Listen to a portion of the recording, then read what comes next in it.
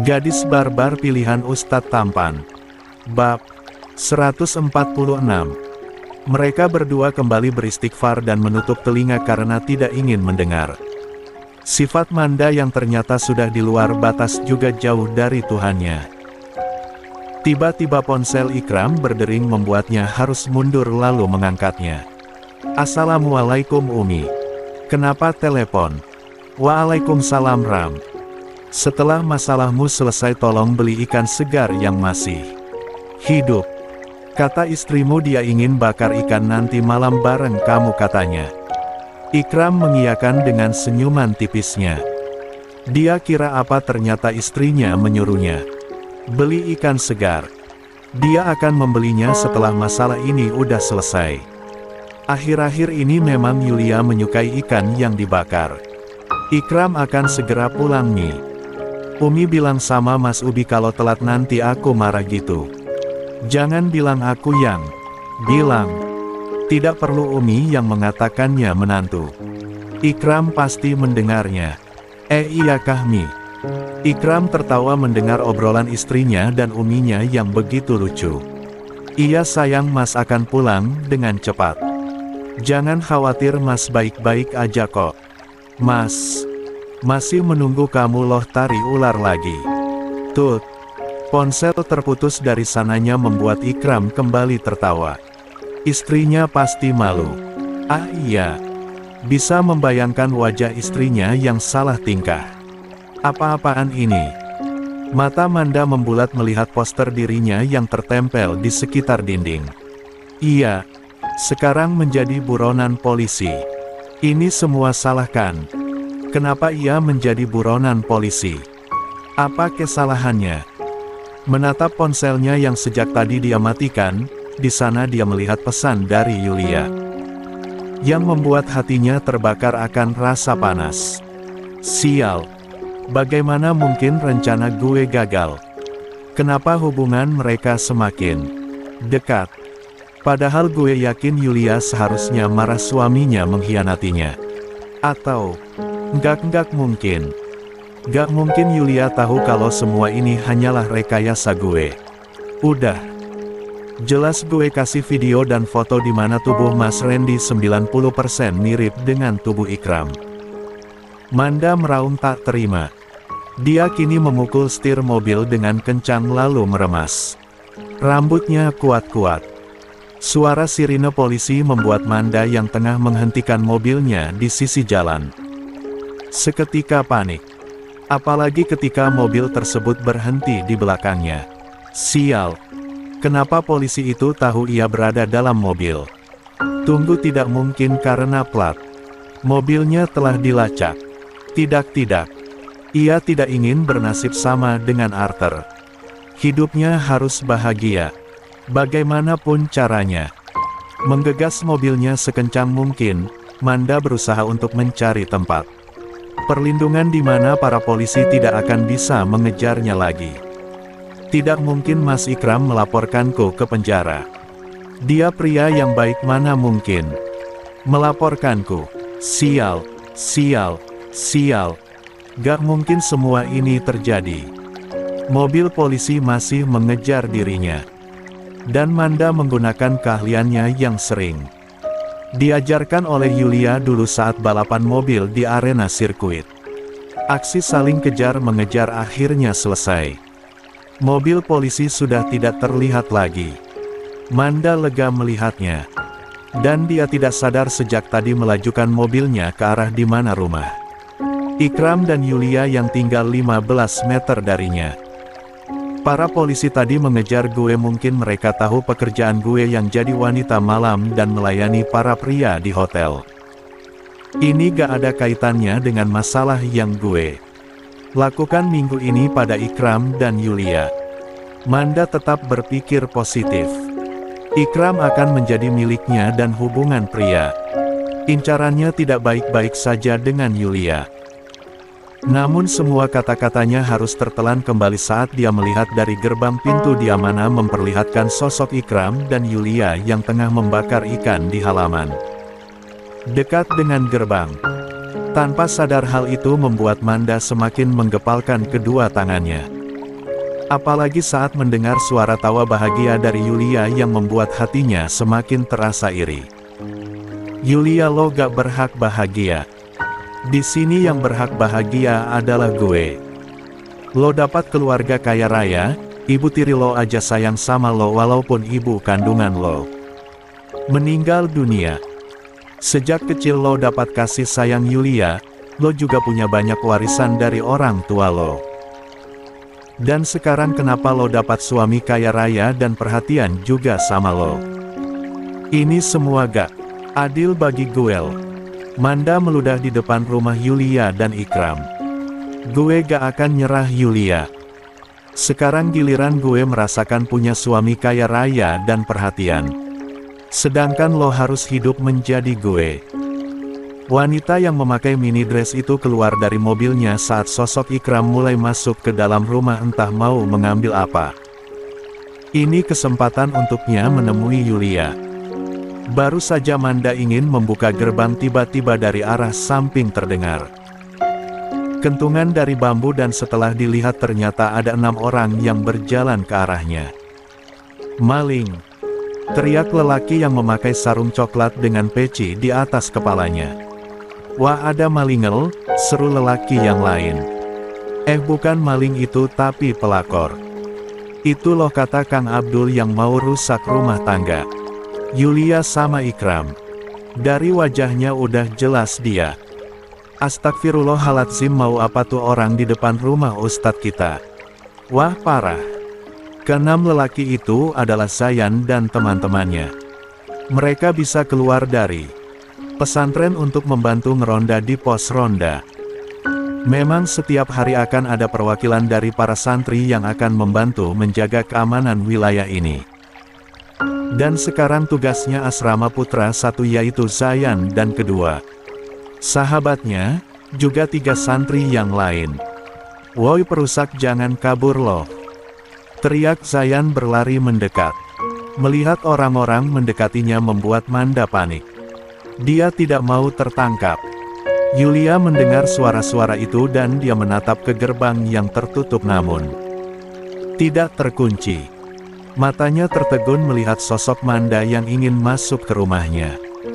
Tidak mau tertangkap basah, Manda terpaksa masuk ke dalam mobil lalu melajukan mobilnya dengan kecepatan kencang. Yulia, lo baik-baik aja kan? Teriak Zayan dari depan gerbang. Yulia mendekat lalu mengangguk sambil mengusap perut buncitnya. Manda tidak memiliki tujuan sekarang.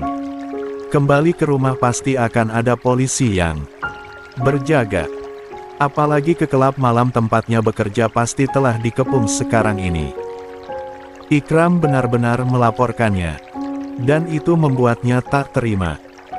Bukan marah pada Ikram, Manda malah marah pada Yulia. Karena mantan temannya itulah yang telah menghancurkan semua rencananya. Sial! Polisi memburu gue. Terlihat fotonya kini tersebar jika dia adalah pekerja PSK di sebuah klub malam yang telah ditutup oleh para polisi. Padahal hanya masalahnya yang ingin merebut Ikram, kenapa masalah pekerjaannya terbongkar.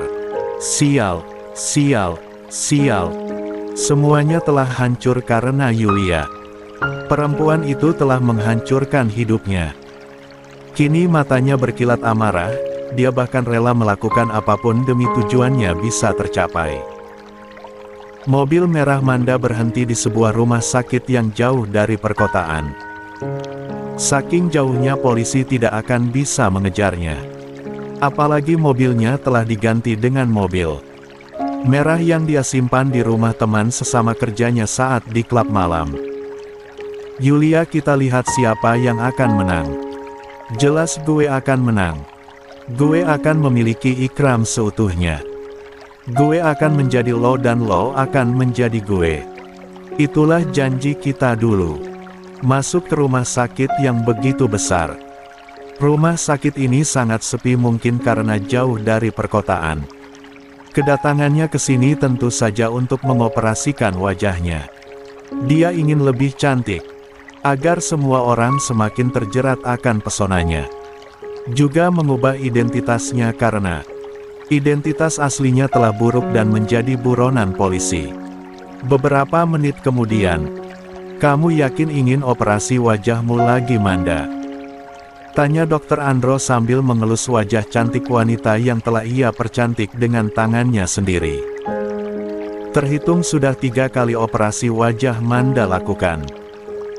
Saat dia berumur 10 tahun di mana aslinya dia memiliki kulit hitam dan wajah penuh bekas luka bakar akan kecerobohannya sendiri, hasilnya lumayan memuaskan. Setelah itu dia operasi kembali saat usianya 17 tahun karena tubuhnya yang gendut dan wajahnya membengkak karena terlalu banyak makan, dan setahun lalu dia juga operasi lagi hingga wajahnya telah sempurna dan diidam-idamkan oleh semua orang.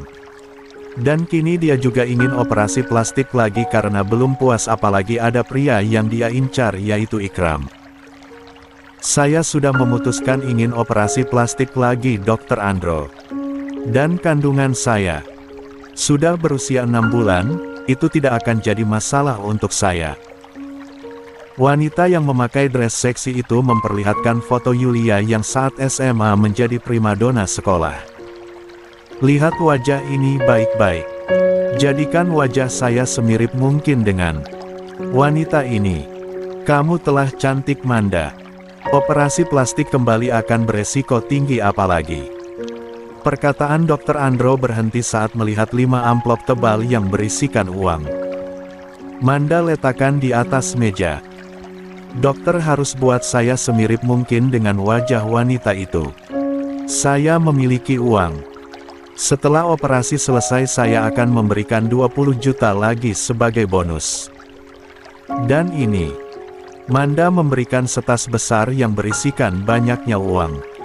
Melihat uang banyak tentu saja Dr. Andro setuju. Dia memperbesar bentuk wajah seorang wanita yang begitu cantik alami di layar ponsel milik Manda. Ini akan sangat sulit jika menirukan wajah wanita ini. Dia terlihat sempurna, pahatannya. Ini tidak mudah untuk saya tiru. Brak, diam. Dia itu wanita jelek, dokter. Jangan memujinya. Saya di sini yang paling cantik. Melebihi wanita itu. Jika jelek, kenapa dia ingin menirukan wajah Yulia? Tentu sana Manda sebenarnya iri karena Yulia terlahir memiliki wajah yang cantik alami dari lahir. Apalagi alasan utama Ikram menyukai wajah Yulia, maka dia akan buat semirip mungkin wajahnya dengan wajah Yulia. Padahal Dr. Andro pun sebenarnya ragu. Dia takut gagal karena bentuk dari wajah Yulia tidak mudah dia tirukan. Apalagi umurnya semakin tua. Dia seharusnya sudah pensiun dari pekerjaannya. Manda, sepertinya saya tidak bisa melakukannya. Rahang Manda mengeras. Dokter, saya percaya dokter bisa. Dokter telah melakukannya pada saya 3 kali, kenapa menirukan wajah Yulia dokter tidak bisa? Karena menirukan wajah orang lain beresiko tinggi, Manda. 9096 gagal. Ada 10Y6, saya percaya pada dokter. Lakukanlah untuk saya. Manda telah dibutakan akan kecantikan dan dia tidak tahu resikonya akan seperti apa nantinya. Dr. Andro menggeleng. Dia harus menolak jika gagal maka akan beresiko tinggi pada pekerjaannya yang sebagai dokter. Dokter, ini terakhir saya meminta operasi plastik. Setelah itu saya tidak akan melakukannya lagi karena keinginan terbesar saya merebut kebahagiaan orang lain akan terwujud bila saya memiliki wajah seperti wanita di foto ini. Dokter mau apa? Saya akan memberikan uang yang saya miliki semuanya. Ini kartu. Saya totalnya ada 100 juta. Atau dokter mau saya? Manda sudah hilang akal. Dia membuka mini dressnya membuat dokter yang sudah tua itu menelan ludah.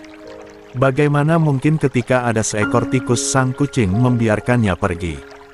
Dan Dr. Andro yang memang pria mesum.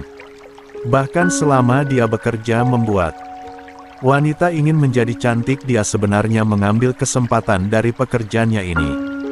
Dan sebenarnya Dr. Andro sudah dipecat di 5 rumah sakit dan sekarang dia membangun rumah sakit ini. Hanya orang-orang yang ingin cantik akan selalu datang ke sini. Termasuk Manda.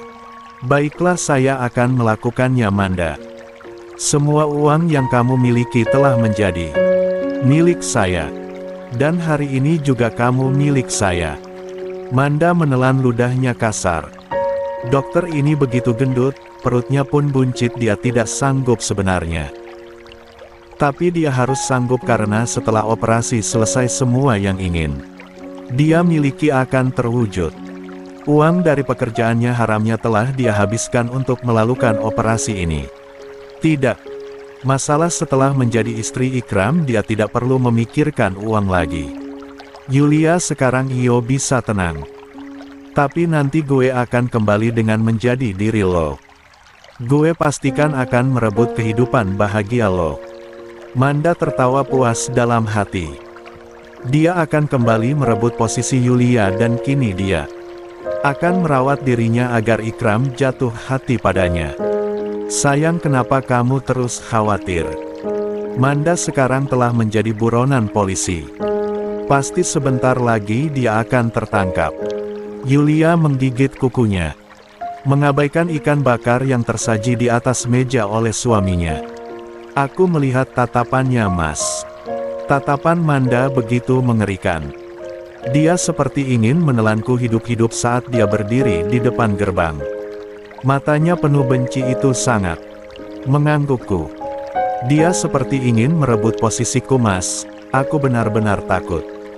Ikram mengelus punggung istrinya lalu mengecup tangannya berkali-kali. Semuanya akan baik-baik saja, sayang. Maaf, Mas. Seharusnya Mas gak pergi ke dalam rumah dan membiarkan kamu sendirian di luar. Mas gak ngangka bakalan ada Manda. Untung aja, sayang. Dan teman-temannya datang. Yulia mengubah posisi duduknya yang sejak tadi ada di pangkuan suaminya, kini mengengelamkan wajahnya ke dada bidangnya itu. Hatiku tak tenang, Mas, entah kenapa. Baru kali ini aku cemas seperti ini. Kamu kan lagi hamil, wajar kalau kamu cemas. Tapi jangan buat kecemasanmu itu merusak mentalmu, sayang. Ayo makan ikan bakarnya. Mubazir kalau kamu gak makan soalnya. Mas udah kenyang malam ini. Yulia menggeleng. Dia berdiri lalu pergi ke kamarnya. Dia ingin sendirian karena hatinya benar-benar tidak tenang. Melihat istrinya pergi membuat Ikram hanya bisa menghela napas panjang. Sayang, kamu terus saja takut pada sesuatu yang belum terjadi. Jika terus seperti ini kamu sama saja menyakiti dirimu sendiri. Adar ikan bakarnya Mubazir, Ikram mau tak mau memakannya seorang diri di ruang makan, hingga habis tak tersisa. Pria yang memakai baju rumahan itu belajar ke dapur. Setelah mencuci piring, dia mulai menyeduh teh manis juga susu ibu hamil untuk istrinya. Masuk ke kamar, Ikram sudah tidak terkejut lagi akan tingkah istrinya yang kini tengah berjongkok di pojok kamar. Sayang, udah jangan takut sesuatu yang belum terjadi. Sini peluk Mas agar rasa takut dalam pikiranmu itu hilang. Namun Yulia tidak beranjak dari tempatnya. Di dekat cermin rias yang baru saja telah digantikan. Sayang, Zaujati, Emiku. 3 panggilan pada istrinya Ikram lontarkan membuat Yulia akhirnya menatapnya. Sini, duduk di atas kasur. Mas mau bicara sama kamu. Bicara aja. Aku mau tetap di sini. Ikram yang akhirnya mengalah lagi. Dia mendekat lalu berjongkok di depan istrinya. Ayo ke kasur. Di lantai dingin, Zaujati. Gak baik untuk kesehatan dan kandunganmu. Hatiku tak tenang, Mas. Kandunganmu semakin besar dan aku takut terjadi apa-apa nanti. Aku benar-benar takut. Aku tidak pernah setakut ini sebelumnya, Mas. Yulia akhirnya menangis di pelukan suaminya. Ikram membawanya ke atas kasur dan memberikan susu hangat untuknya minum. Jangan takut, kamu punya Allah dan Mas, sayang. Tangisan Yulia mereda, dia kini tertidur dengan wajahnya yang memerah sehabis. Menangis. Pelan-pelan Ikram membaringkan tubuh istrinya dan menyelimutinya. Kap, gak ada yang perlu kamu takuti sayang. Semuanya akan baik-baik aja, Mas janji akan tetap menjagamu selamanya. Polisi kehilangan jejak Manda. Terakhir kali mereka menemukan mobil wanita itu berada di area perhutanan dan setelah itu mereka tidak dapat menemukan Manda. Ikram sudah mendapatkan informasi jika Manda menghilang. Dia tentu saja tak tenang. Kemana perginya Manda? Tidak mungkin kan wanita itu pergi keluar kota. Manda menghilang tapi mana mungkin dia menyerah begitu saja.